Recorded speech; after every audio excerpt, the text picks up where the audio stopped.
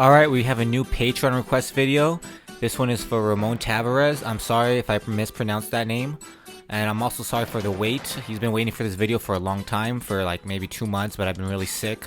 That's why I'm not on camera right now. I'm still not really camera ready. So this movie, I'm just going to play clips of the movie. I don't think we're going to have a problem because there's so many clips of this movie on, I mean the entire movie. There's so many uploads. I don't think we're going to have any problems with copyright infringement because that's always a big thing in my head. But also, look at this. This is the DVD. I actually had another request from another Patreon to do this movie, and we decided not to because of how horrible the DVD quality looked. I tried buying this on Blu-ray, can't find it. If you guys know where it is, please let me know. Send me the link. I want to buy this movie on Blu-ray. This is horrible. This is embarrassing to look at. It's hard to look at. Sometimes you can't even see their faces. It's pure square. It baffles me that a movie this good and well liked and this successful doesn't have a Blu-ray release, or at least a better DVD release, a better quality. It doesn't make sense. But this is the only way to watch the movie unless you have a 35mm print. Unless like unless you're the director. The director is Taylor Hackford.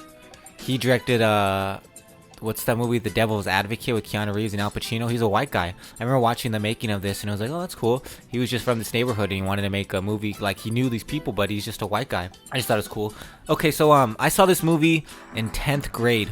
I'm white, but I live in a town not too far from LA. It's like an hour drive, less than an hour, to where you could drive to this location in the movie. I'm in the minority. It's mostly Mexican families in my city, Azusa, California. There's not too many white people. It's mostly Mexican. But I remember when I was in 9th grade, my friend Damien Garcia, he had a folder and he had that picture on it. I'll show you guys this picture, and I never knew what it was, and I was just like, what is that? And then I think it must have been 10th or 11th grade when I started smoking weed. Started smoking weed in 10th grade. My friend Gabby showed us this movie really late at night, and we were fucking stoned, and I was like, oh, that's where that painting's from, on Damien's folder. You know, I instantly related to some things in Miklo. My dad is a construction worker who lived in Vegas for the first 8 years of my life, and I did construction with him right after high school. I did a good amount of jobs, not too many, but at least for that summer, that was some tough work. And he didn't yell at me that. My dad's a fucking asshole, but he wasn't this bad. The one time he was ever yelling at me, screaming at me like this, was because I was hungover, which I deserved. You know, I shouldn't have been there. So, but you know, my dad is a fucking asshole. He's a hard ass, and he reminded me of this laying concrete. We laid concrete. That's what my dad does. And then everything with his mom totally reminds me of my mom. Just how his mom, his parents. It's like that totally reminds me of my parents. So I instantly like Miklo and could relate to him on those little things. Lots of other stuff I don't relate to. God, the ending where he... Yeah, okay, so you guys know this is spoilers, right? This movie's what? This movie's probably made... I don't even know when this movie was made. It was early 90s. I was born in 92. I probably should have looked that up, but it really doesn't matter. I always forget this movie starts off in 1972, and it goes through, until the 80s? It's very subtle. You could take off that, the title, that's 1972, and you could think that this film was made in the 90s, and that's not a knock on the film. It's just when you pay attention to the props and the technology that they have, you can see it. You just gotta look for it. It is 1972 and going into the late 70s. It's subtle. It's well done. I like it. But it's also, it really isn't needed. It's just a cool little touch. Once the very opening of the movie, you're like, oh, that's 1972. I don't know, something. It was just a cool little touch. It wasn't needed, but I liked it, and I thought it was well done. Hey, did you guys know that Damien Chapa, who played Miklo, he wrote, directed, and starred in 2 straight-to-video movies called Vatos Locos and Streets of East LA? I watched one of them, the very first one. It's like part 1 and part 2. I watched Vatos Locos because I assumed he was playing Miklo. But both of them, he's playing Mickey. It must be like a law thing, like a copyright infringement, where you can't play Miklo, but he's playing Mickey. I wanted to like these movies, but they're just too low budget. I respect that he tried, though. He also made a documentary about how playing Miklo changed his life, so it's incredibly... it's obvious that it's an incredibly important role for him, and he really wanted to get back into that character, and I love Miklo. It is a great character, and he did it great. Damien Chapa, I'm kind of surprised I didn't see him in more stuff. I remember he was in that Chris Tucker what's that Charlie Sheen movie, Money Talks, that Brett Ratner movie. He's the villain in that, and he's also in that Under Siege, that Sylvester Stallone movie, the only like successful one, his biggest successful one. Yeah, he's in that movie too.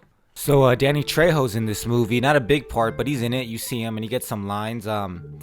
Danny Trejo recently just made his autobiography, not his autobiography, like his book. He wrote it with Donald Logue, like his biography. Oh yeah, I guess it is autobiography. But he talked about how he was offered this and American Me at the exact same time. And American Me, I don't know, he's playing some character. He's playing a real life person, and but he changed some stuff. And Danny Trejo said you can't change this stuff. We use this guy's name. And he said it's theatrical, you know. I have to change it. It's better for theatrics. And he said these aren't theatrical people. These people aren't going to appreciate this stuff. And he said he got a call from people like in prison, like legit Lame Mafia people, and they're like, "What role?" He's like, "What movies did you get offered?" And he said, "Blood In, Blood Out, and American Me." They said, "Which one are you gonna take?" And he said, "Blood In, Blood Out, because it's not phony." And I like American Me, and but this movie has a little bit more authenticity, I guess. I think just because that one, it's saying it's based on a person, and some stuff it didn't happen. I think like the rape in the beginning. I actually met Danny Trejo the week he wrote that book. I was at his restaurant in Hollywood the very first time I ever went in there, and he walked in, and I just said like 2 words to him, and he just nodded to me, thanks. But it's pretty cool. I like Danny Trejo. I don't know. This was just all this stuff came out a couple months ago, and I just happened to meet him. I thought it'd be interesting to talk about it because it is involved in this book. In this movie. Okay, this is a big, long, epic movie. It's over 3 hours. I don't want this video to be too long. I love all the main characters. This is a great movie. Amazing screenplay, amazing performances. There are some bad stuff. There's some performances that aren't as great. I think Crucito gives the best performances, and he's my favorite actor. He's my favorite character. I probably relate to him more because, you know, like an artist who's an addict. So but I think that guy gives the best performance. And I've seen him in some other stuff. He's in Con Air and the From Dusk Till Dawn series. The one who gives bad acting is the Marine guy, the boxer. I don't know, everything he gives, everything just feels really forced with his lines. Yeah, I don't know. Just I was really laughing at almost everything he said. What truth? This? La Onda, is this your truth? Two Viet punks like Popeye Saavedra with their PCP labs, or you robbing Zodis and killing innocent people? Well, if that's your truth, then you're right. I don't want to hear it. I shot your leg off, and that's something I'm going to have to live with for the rest of my life. But you're still my blood, and I'm not going to stand here and watch you destroy yourself. If you start this war, you and your vatos will be committing suicide. There's so many great scenes, but everything about before Miklo goes to prison is perfect. It's such a great opening. And after seeing this movie so many times, the early prison stuff with Al bores me, and I skip over that. The last couple years, I just skip over that. And it's not because it's gay or anything. It's just I don't know, that part. It's just I've seen it too many times. To me, the absolute most terrifying and effective scene is when Crucito is with that girl and they throw him, Spider and his friends throw him on the fire hydrant. It's so hard to watch that. It's so well done. That stunt of him falling on the fire hydrant, it hurts. You feel it, and then they cut off his placa from his hand. Oh my god, that scene is terrifying. Like, it doesn't matter who you are, that's a terrifying situation. And the same thing with Spider when the Jarhead comes out with and he calls out Chucky. I mean, it doesn't matter who you are. These two situations, this is fucking terrifying. You're fucked. You're fucked. Like I said, there's so many great scenes. There's just so much to talk about. Oh my god, I don't want this review to be so long, just saying I love this scene, I love this scene. Okay, I know my favorite scene is when the Marine, I just call him the Marine because that's what they call him in the beginning, the Jarhead, the boxer, when he goes to visit Crucito after he hasn't seen him for so many years because of their brother. And you know how the brother died, and then just how he calls him out, you know, just that's an intense scene. The Crucito's acting is it's pretty powerful. Hey, puto! What the fuck? You gonna kick my ass? Okay, then let's get down! Come on, you the badass! I don't want to fight with you, little brother. To what, bust me? Well, come on, Gavacho, you the law. Do your job! Do your fucking job! It's a great performance, a great scene, and it's strong. It's something about how he says, you were always such a badass. He always liked me better than you. You always too fucking badass, Mr. Hotshot. He always loved me more. I don't know, something about that. It's like that would be really hard to hear, and you could see it in the beginning though. Like he is too much of a badass to hang out with his little brother, but Crucito was always there for him. You could tell they had a bigger bond. That the younger brother liked them both, but Crucito really took him under his wing and never felt like he cramped his style. I mean, it's a horrible situation, all of them, but Crucito got, and like he says, he let guilt he fed his guilt through a needle for all these years. He let that get him addicted to heroin, but he was already addicted to heroin. That's why he fucking died. Benny from the George Lopez show. I used to watch the George Lopez show a lot when I was a kid. My grandma loved that show, and I was like, oh my god, dude, that's fucking Benny. And then Tuco's in it from Breaking Bad. That guy's in a lot of stuff. He's like in Gremlins 2 and from Dusk Till Dawn Part 2. What other scenes? The whole opening, that chase scene, doesn't that remind you guys of Grand Theft Auto San Andreas? There's oh my god, I used to play San Andreas, and it's like watching it, it's like that's where San Andreas took it from, the hill when they're having that car chase with the cops. Remember, it's like one of the first opening missions in San Andreas. It's basically that. It's badass. That was so cool to see, seeing where they took it from the movie. And then there's just so much good stuff. Oh god, there's so much powerful stuff.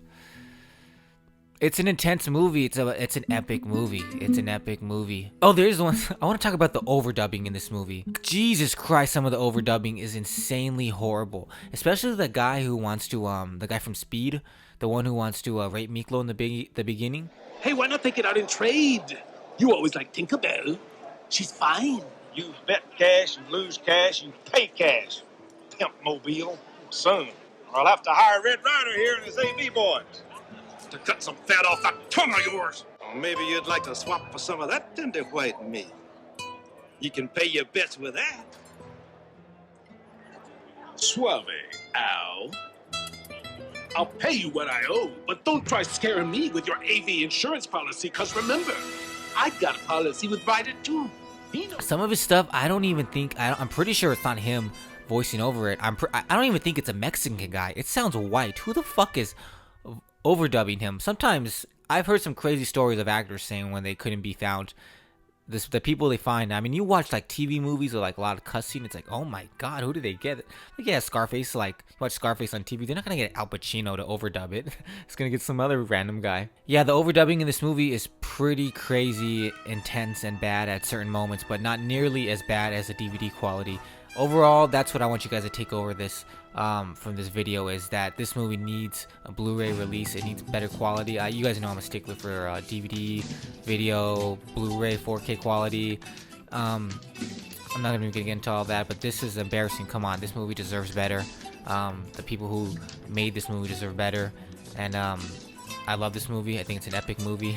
I think Miklo's a fucking idiot. He thinks his destiny was to be in prison. I was talking to my uncle one time years ago, and he told me that a Mexican co-worker told him to watch this movie, and he thought it was one of the stupidest fucking movies he ever saw.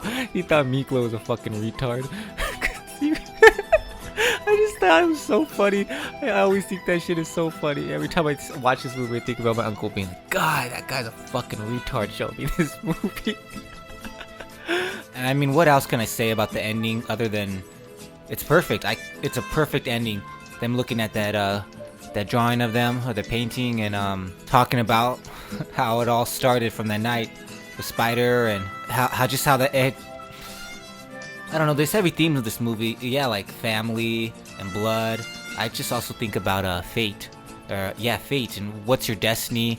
How much of a part you have in your own destiny. Was Miklos supposed to go to prison? I don't know. Was he, the painter supposed to become an addict? Was the other guy supposed to become a jarhead cop or detective? Who knows? Everything could have been different that one night, or it could have all been the same. Who knows? You guys know how YouTube works. If you like this video, hit that like button. I hope you subscribe to this channel, and you guys can follow me and direct message me at Instagram @CinemaJunkies_. Don't forget the underscore. Thank you so much, Ramon, for becoming a Patreon. I truly apologize for how long this video took, and I truly thank you and appreciate it. And if you guys, anybody else wants me to you guys want to help support me in this channel and you want me to review a movie for $5 or $10 a month, hit up my Patreon. I'm going to leave the link in the description below. So, yeah, thanks again.